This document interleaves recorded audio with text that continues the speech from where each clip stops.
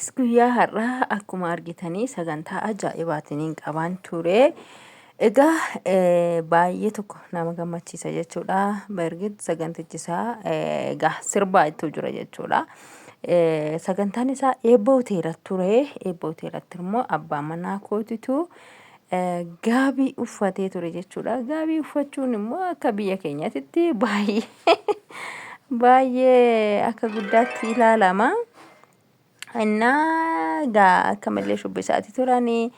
Baay'ee tokko namatti tola. Bargixanii viidiyoodhaan malee ani dhaquu hin dandeenya. Akkuma beekamu gaa ani araasii ta'ee mana jira waan ta'eef hiriyoota kan koo fi akkasuma obboleettiin kiyyallee achi turte jechuudha.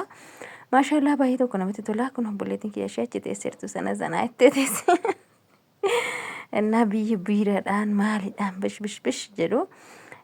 Isaan immoo kan ta'aniitu madaalaa turanii kun immoo wayinii fa'aa dhugaa turanii jechuudha warri biraa hin dhunne. Abbaan manaa koos kun achuma taa'ee jira argitanii jirtu hin beektu warri beektan achi goda sana keessa jira. Annaa akkasiin hin jedha isheen kun hiriyaa kooti isheen immoo itti aantee jirtu siistariidha jechuudha. Isheen silkii qabattee jirtu kun siistariidha. Isaan kun immoo hiriyoota abbaa manaa kootiiti. Inni immoo gara kanaan taa'ee silkii ol qabatee jiru kun obboleessa kooti. Namaatiin koollee hundi isaanii achi turanii. Maashaallah baay'ee tokko namatti tola. Hedduu nama gammachiisa. Maatiin karaa manaatti illee dhufanii manattis akkasumatti jechuudha. Akka achitti turanitti illee ababaa kennaniif innaan ta'e. Bakka naan hin jirretti ababaa kennaniif wayinee gudii dhuman ta'e dhugaa baay'ee. Reefaan argee ishee ababitti viidiyoo keessatti namoonni viidiyoo kana naa erge iyyuu moraa wayiitti namatu naa erge beektani. Amma manatti dhufeera already qophii manatti qophaa'edha inni kuni. Innaa erga manatti dhufanidha. Anis manan ture waan ta'eef mucaan kan kollee kunoo haadha manaa hiriyaa abbaa manaa kootiiti isheen kun jechuudha. Isheen mucaa koo baattee teessu. Innaa akkasidha. Anis achumaan hin jira garuu xiqqoo ibsaan keenya zeeroo shaamarra jira waan ta'eef badaa mana keessatti ifaan turre. Innaa viidiyoo waraaban illee seeraan nuuf waraabne maleedha. Bareedduu ture jechuudha. Viidiyoo kana immoo warra maatiin yeroo manatti wal eebbisanidha. Manatti illee biiraan jira, haraqeen jira, wanni hin jirre hin jiru garuu biiraan immoo gosoota garaagaraatiin jira jechuudha. Abbaan barbaade filateeti kan dhugu. Innaa akkasiin jedha akkasuma immoo kennittuun illee hojjetameetii jira wanti hundinuu guuteera jechuudha. Kanaaf iyyuu viidiyoo kana mee sagalee isaa maal akka isaan jedhaniin dhaggeeffannaa turtiin keessan waliin haa ta'u. Waaqayyo kan nuti bareeduma keenya waaqayyo nurraa fudhatin. Rabbi moo waliin bareedanii waliin taphatanii waliin galanii wal gammachiisanii wal gabbisanii warra jedheetu immoo mataan bu'eeffatoo ta'e waaqayyo waan gaarii isaan agarsiisu. Nuti beekni kan inni beekanii fagaatan bakka inni wallaahi immoo rabbitti nu baara. Gracias. Jechuun gaa mijoomee ilaala isinii fi akkuma inni gammaa jedhe hara keenya achi dhaqee amma eebbisee ture isin malee isinii fi addaanii kutuba.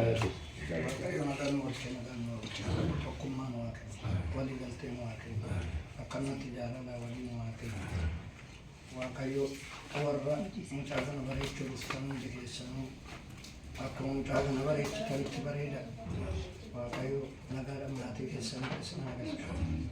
Hundi keessanuu sagantaa taayyotii mana baatanii mana keessanitti nagaan gala. Warri akkasitanii sagantaa simteettanii as geessan hundi keessanuu oduu qoreen isin waraane oduu buufuun isin dhayin maatii keessanitti nagaan isin agarsiisa. Santaayoo keenyallee akkamatti nama bareedee ibsuu isaa godhu. Waliin bareedna waaqayyo akkanumatti waliin bareecha waliin oolchee maa bulchu malee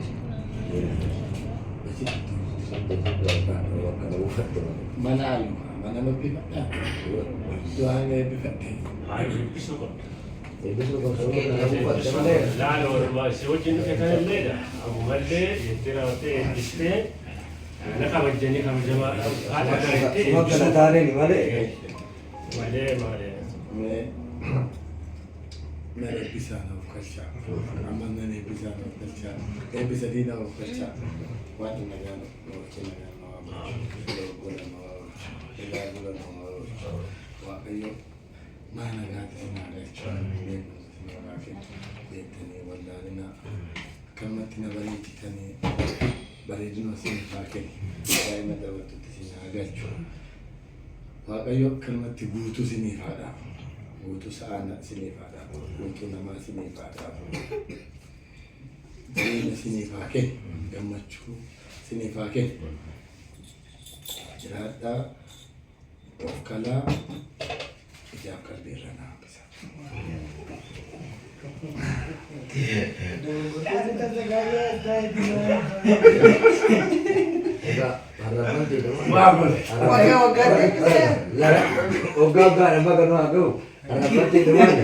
Maatii kana waaqni akka ka'uu isin agarsiisee akaakilee abaabilee isin agarsiisuu nu jedhan akaakilee abaabilee isin agarsiisuu yaata oraa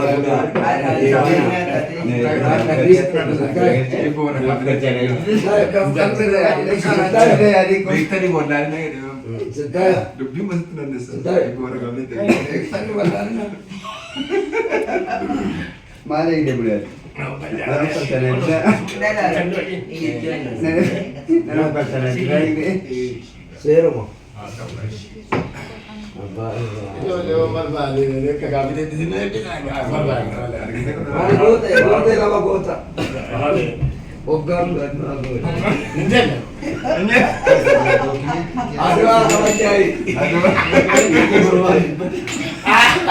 Wagga kana sebagai marwanda. Ogga kana tu ayah ada tapi. Egene betul.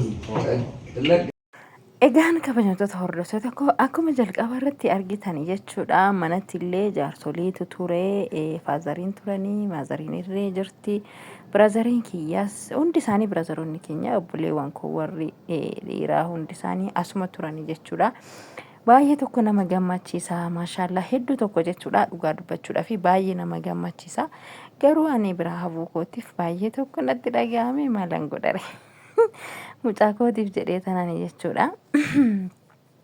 Innaa toon ishee dhiyeenya utuu hin ta'uu baadhee bargeexnaan deema dhiyoodha waan ta'eef deemuu hin dandeenye bamana kollee baay'ee dabbareenitii ture ati na biraa hafuu kootiif baay'ee na dabbarinaan jedhe dhugaa amma achi gadi ba'ee faana irratti daawwalaatii ture baay'ee tokko garaana nyaate jechuudha.